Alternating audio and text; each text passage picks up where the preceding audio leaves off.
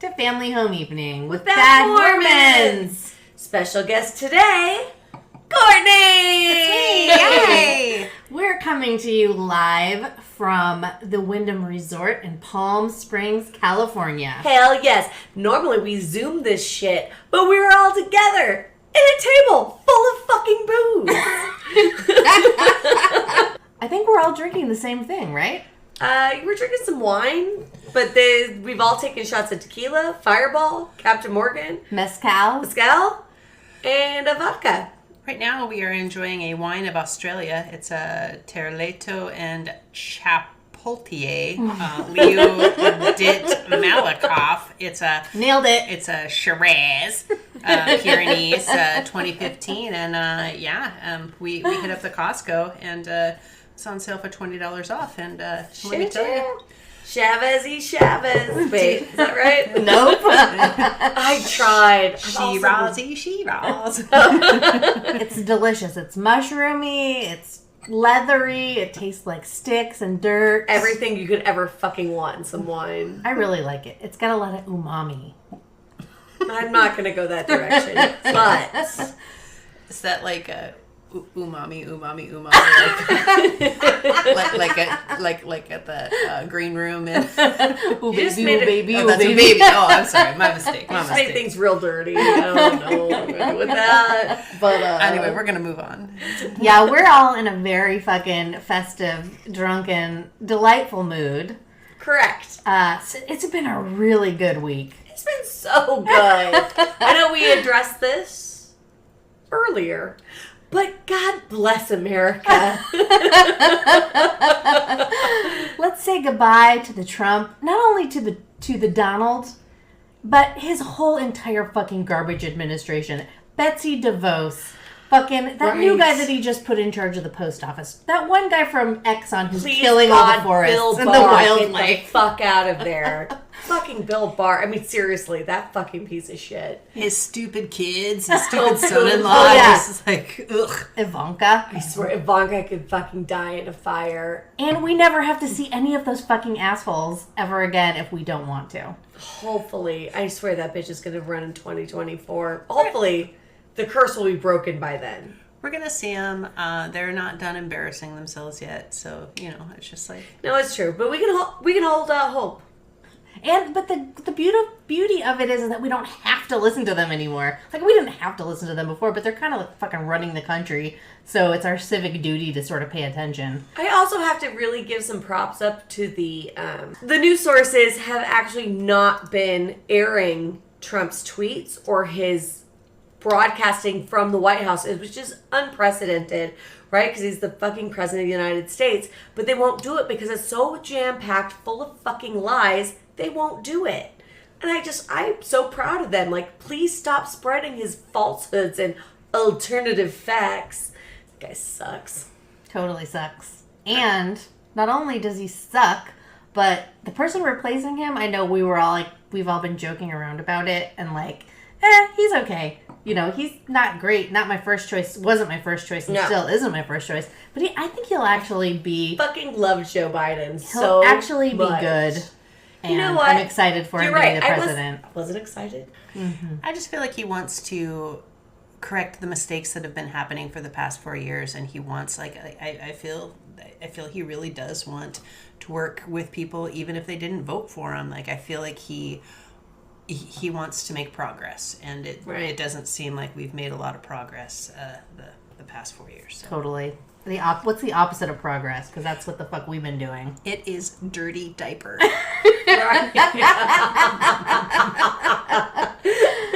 I know we said this in the last episode too, but I just want to say it again.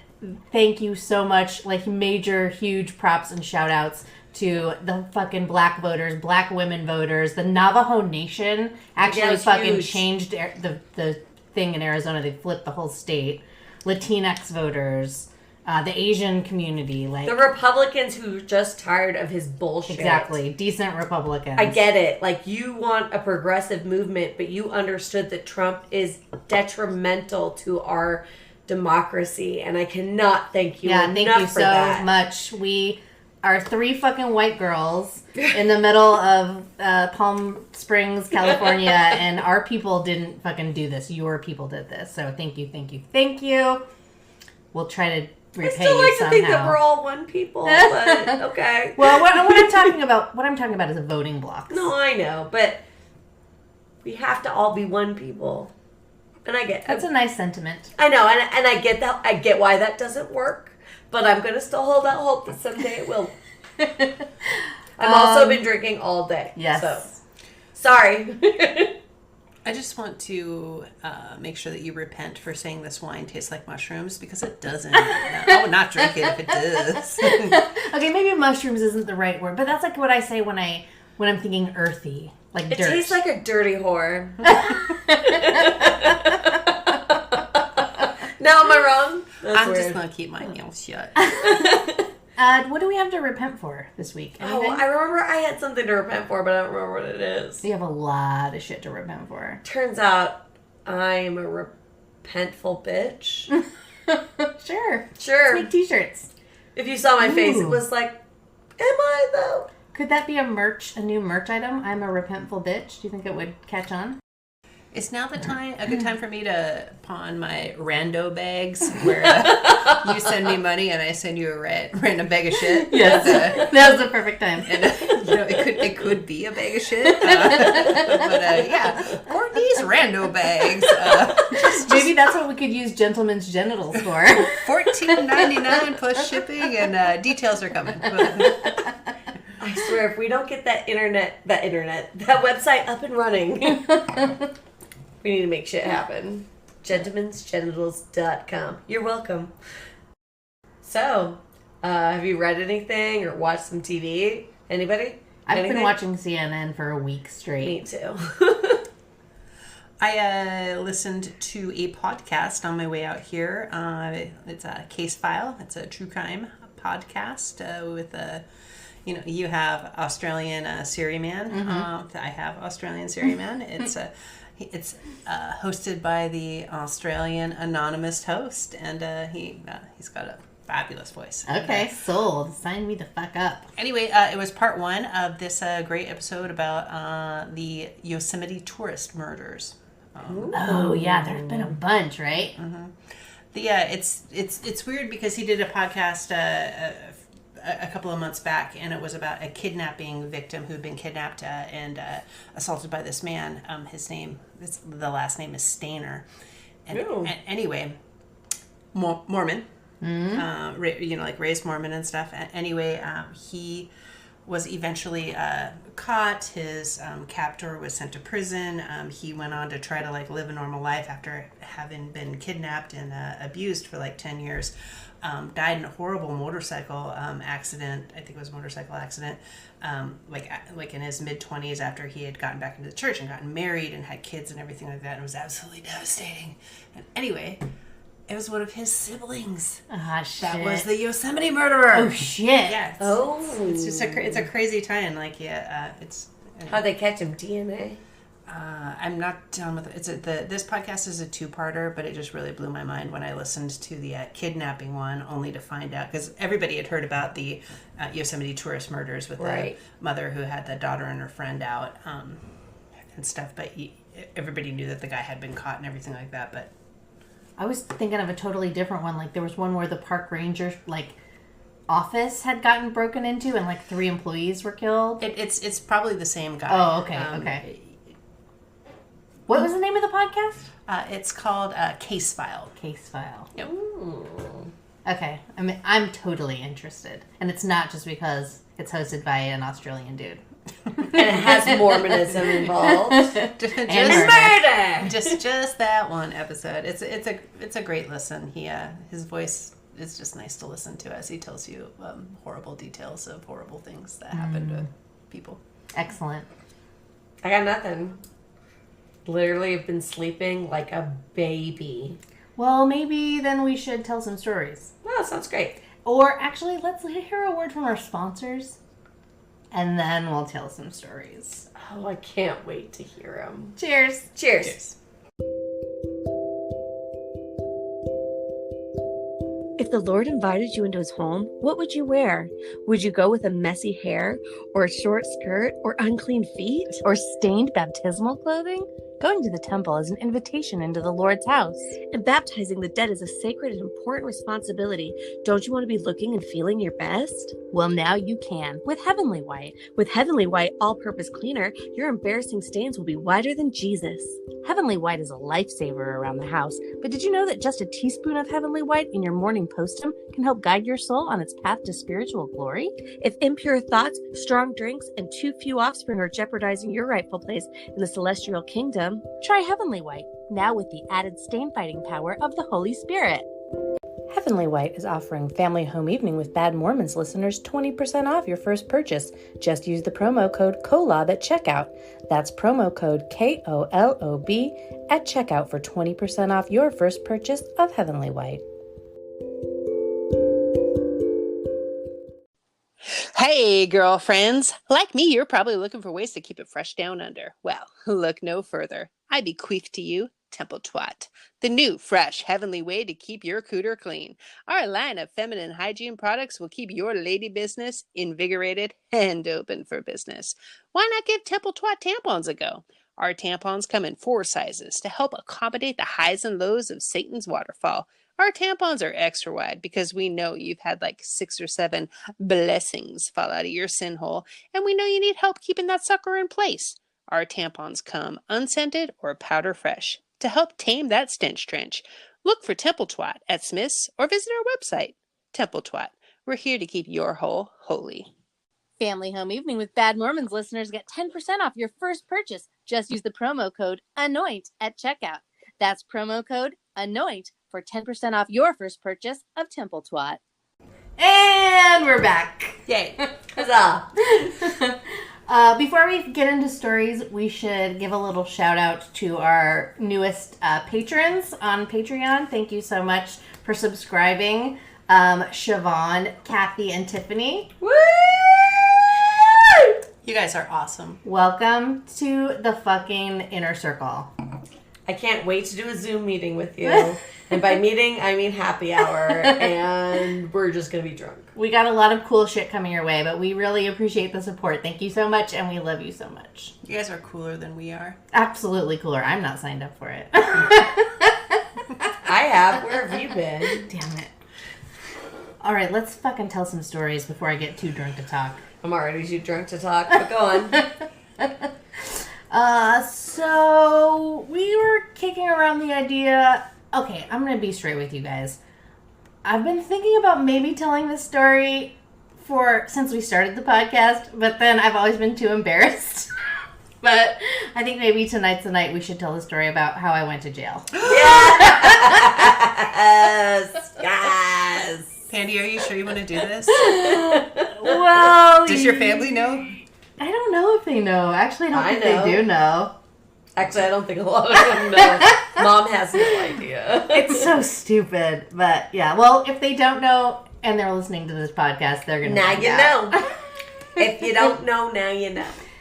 I'm pretty hardcore. It's Andy's pretty been to serious prison. shit. I've been to the Clink, the Slammer. Those are stupid ways to Also, explain you jail. You went to jail. You went to white ass girl jail. Oh, did I say prison? I meant jail. No, I said prison. It's commonly known as the pokey. The pokey, where you get poked. Did you? No, I didn't. I did have a roommate, though. A cellmate. Sorry, a cellmate. I think they're called cellies. All right, let's start at the fucking beginning. I only know that because I had some prison pen pals, and they would tell me about their cellies. Oh, that's another story That's that a- you're going that's to tell another- after Mandy tells her story. That's another podcast. Start thinking about them, Courtney. You have 15 minutes. Go, Mandy.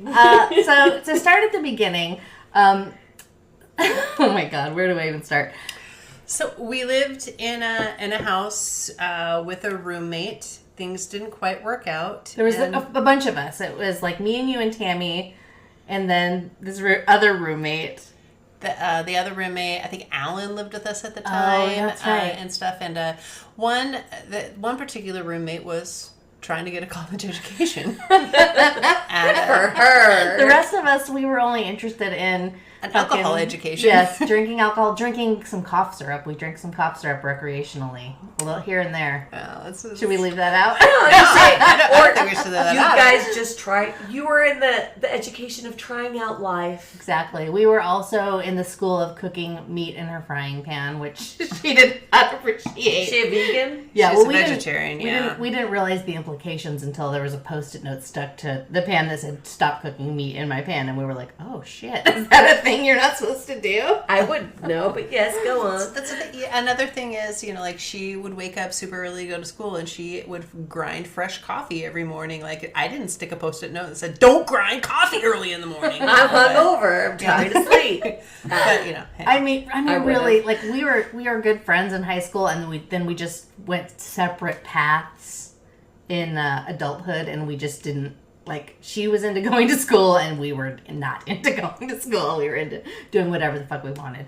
And so things turned sour fairly quickly because she was very outnumbered. And in retrospect, I feel a little bit bad that we just didn't give a fuck, really. You didn't respect her space. We didn't respect her space. Was this the person you moved up to Washington with? Yeah, Okay, Amy. just Her name is checking. Amy. Then, yeah, she also moved you up to Washington with her, so you're kind of a dick. Yeah, kind of a dick a little bit. She was very outnumbered in that household too, which it kind of sucked for her. Right. But we just weren't really like we were kids, like, and when you don't know any better. like not even in our 20s yet. I don't think we were even old enough to go to the bar yet. Basically, she started getting very passive aggressive with all of us and leaving Post-it notes everywhere. Like, don't turn the heat past 70 is one that I remember that we joked about a lot. Don't put meat in my frying pan. There was a lot of shit going on, and it became very clear, like, She wasn't happy. into it, a little ways into it, that, that wasn't the right place for her, and she ended up moving out. And so we, like, her and I's friendship just, like, really it went from friendship to, like, animosity. Right. And we never spoke again after that. Well, we spoke one more time. Yeah. So we lived in this house, and so she wound up just taking herself out of the house. She moved somewhere else, but she like Mandy had said in another episode, was the reason that she moved up. And so, like, I think that she had put down a majority of the damage deposit on this house that we moved into with several roommates. So she moved out, and she had sent us a couple of, like, certified letters or something like that, asking us to repay her a lot of money. Like, I think she wanted us to help with her moving expenses because she had to leave, and we're just like, good luck with that. That's a you problem. I can understand the damage deposit. Yeah, that was valid. That's legitimate, yeah. When you're 20, your brain's not fully grown. You're immature. Fair. You do a lot of dumb things, and I really hope that anybody who knew me as an asshole in my 20s will see me now in my 40s and realize that I am not the same person I was back then. Yeah, right. Totally. And neither are you guys. And Exactly the same. shit happens. And fortunately for your podcast, funny shit happens.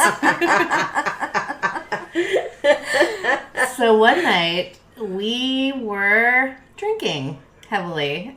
And possibly taking drugs. Were we on drugs? I think we on were drugs. just drunk. Yeah? We were drunk. We had a couple of friends over.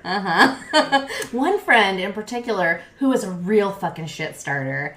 And I don't think we should say her name just to keep it, off the books or whatever. But this one girl, she was always starting shit. Always getting everyone into trouble. Always getting in trouble. Just, like, would take everything to the extreme all the time.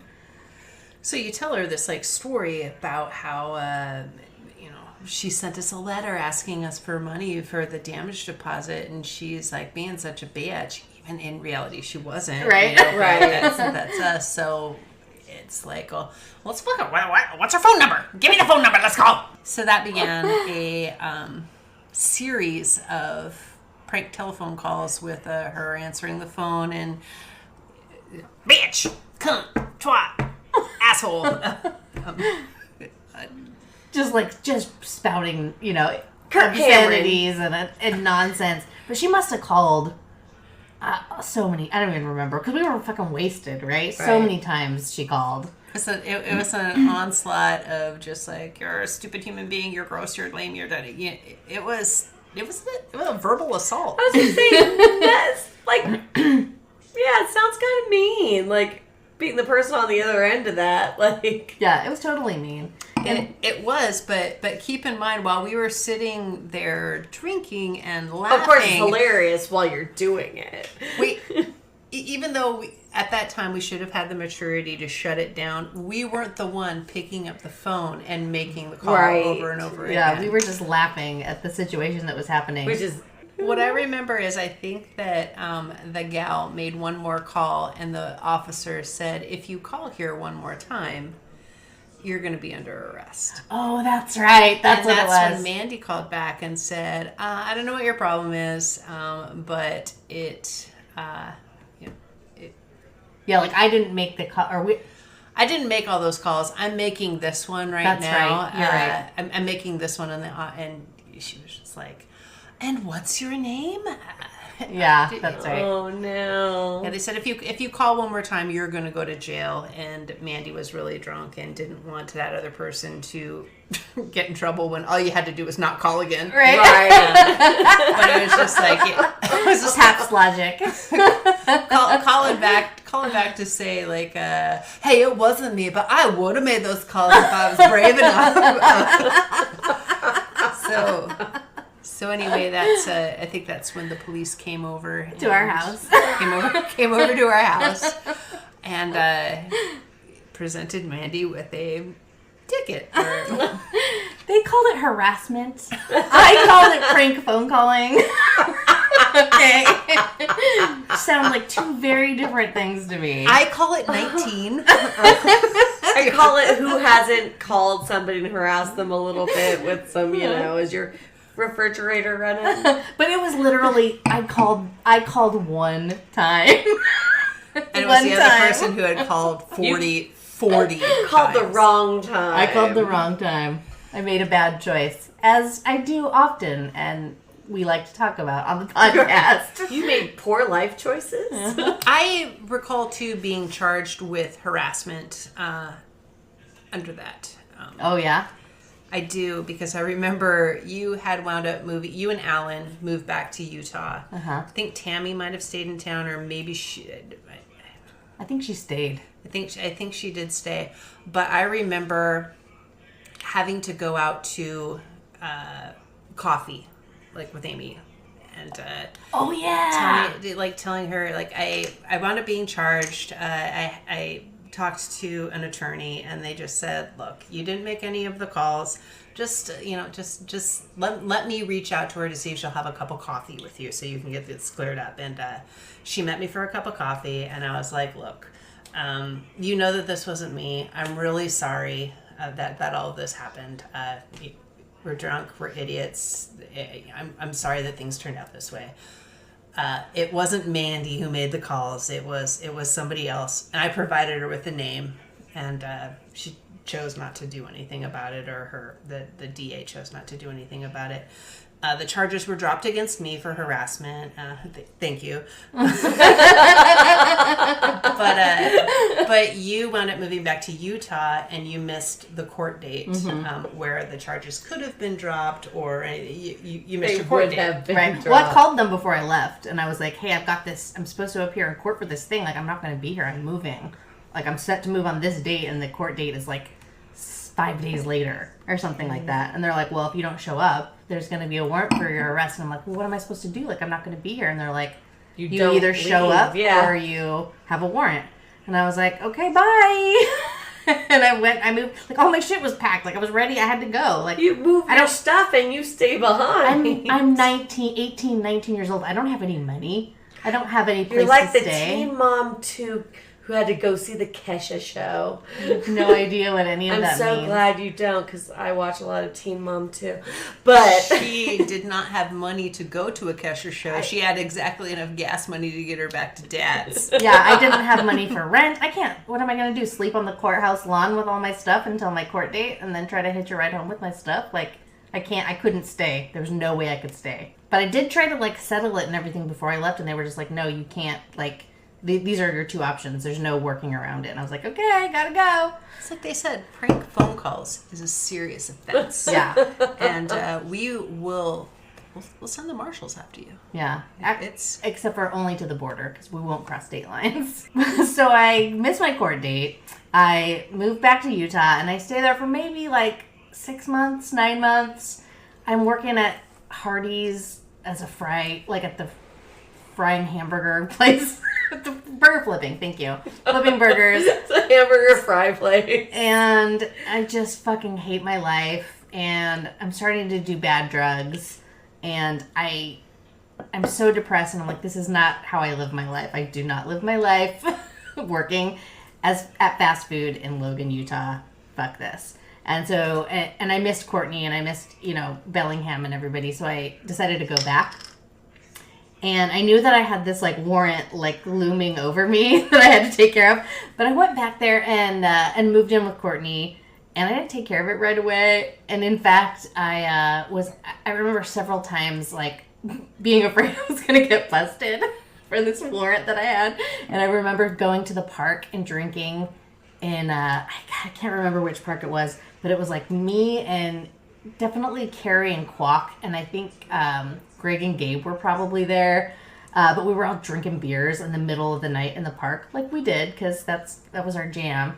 And then the cops showed up, and all of them scattered, and I was stuck there, and I was fuck, I'm so dead. And so when the cops asked me my name and stuff, I told them my name was Mandi. And I gave them the address of our old house in Mission Viejo. Oh, nice. But with one number changed. And they were writing it all down and everything. It's like, I don't have my ID. But I guess I sounded convincing enough. Oh, I just moved here. I just moved here. They're like, well, where are you staying? I was like, it's just a house, right over here. I just wanted to get some time to myself or whatever. So I came to the park and I kept looking over my shoulder because the guys had all run off and I wanted to see if they were around, and they're, why do you keep looking over your shoulder if you're by yourself? And I was like, I'm just disoriented. I'm new here. I'm just trying to figure out which way to get back to my house. And they were like, okay, fine, you can go. Oh, that's nice. And after that, I was like, fuck. Oh, and then I remember the next day, Carrie brought a bunch of balloons to the house. Do you remember that? I'm sorry for ditching you in the park balloons. But then after that, I was like, okay, I really gotta fucking take care of this. So I went to the fucking courthouse. Not quite yet. She did not go to the courthouse. Oh, what did I do? What did I do first? Because we had an opportunity. I can't remember which one of my coworkers helped me with this, but we called Mandi and said, oh, this is Deputy so-and-so from the sheriff's office, and we realized you're in town. I called her at my mom's house. Right. And, we found out you got a warrant for your arrest. You need to come down here and turn yourself in and do your jail time. And very old-timey. Anyway, it was enough to get her to agree to come down to jail and do her time. Fuck you, Courtney. And they got off the phone, and whoever made the call was like, I think she's going to go down there. And I was like, oh, Mindy, what's that? Don't do it. Don't go down there. It was, so she's like, God, I fucking hate you. Why don't I go back and hang out with you? But anyway, I don't know how you finally resolved it. Did you reach out to get it resolved? I did reach out to them, yeah. I was like, I got to get this taken care of because I can't just, have live this in looming fear. over me. And so I reached out to them, and they gave me a public defender, which I think I met once, and I just went in there and was like, yeah, I fucking did it. Sorry. I harassed someone. And then I went to jail. They sentenced me with, I think it was 24 hours in jail. And so they set a date for you to go, so you're supposed, it's 8 weeks from today, so you go check yourself in, they do your fingerprints, take your mug shots or whatever, and then they walk of shame you to your cell. But the fucking best part about it, so I was in the cell by myself for most of the time. They only brought my cellie in for the last 6 hours that I was there, and they didn't even make me stay the whole 24. I think I stayed 14 hours, and they're like, have you had enough? Have you learned your lesson? And I was like, yes. But the worst part was I could see my house from the window of the jail cell. So I could just look out and I could see, I was like, I I know those fucking assholes are probably getting drunk and having fun. And I could see my front porch, basically. Fucking funny is if you were on the front lawn just drinking in like lawn chairs and shit. Well, that's what I was picturing them doing. I was like, those motherfuckers. How dare you have fun without me? So the worst I had to do was pee in front of somebody, a stranger, because, you know, you're like, you have the one toilet in the middle. Oh, I pee in front of strangers all the time. Yeah, I didn't have to, like, there was no, like, public pooping involved, so I just want to make sure. I could do it. I could do it. I want the world to know that my public pooping in front of other people virginity is still intact. I haven't had to poop in a public jail cell. So, yeah. So that was pretty much it. They escorted me out, and she's like, was that... I remember the guard specifically saying, like, you know, was that enough? We're not gonna see you back here, right? And I just remember being like, you condescending bitch. All I did was make one prank phone call. In my head, of course. I didn't say it out loud, but... yes, ma'am. Yes, ma'am. Oh, I hope to never see you again, Miss Ma'am. And that's the story of the time I was an asshole and went to jail for it. All right, we've gone on a little bit long for this one, so let's wrap it up, and we'll keep drinking with the record button turned off. How about that? That sounds like a great plan because I can barely make sentence happen anymore. Thank you once again to our patrons, Siobhan, Tiffany, Kathy. Thank you. Thank you to the fucking voters, everybody who came out to vote. Thank you guys so much. Fucking much. Thank you, Stacey Abrams. You were a goddamn miracle worker. Yeah. It feels like there's a huge... It's not over yet. There's a lot of work to do, but there's a huge sense of relief knowing that we're at least back to making some sort of progress and not turning into a fucking mongoloid monster country. Absolutely. Are you missing some wine? What you need? We didn't do our fireball shots. Oh, we didn't. Did we even pour them out? No. Well, that's it. Parable? We'll do a parable.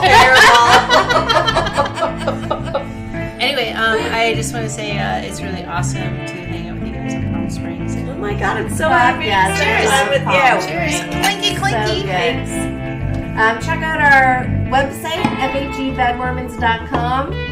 We're on Twitter, we're on Instagram, we're on Facebook. Come and hang out with us, and we'll see you guys next week on Family Home Evening with Bad Mormons.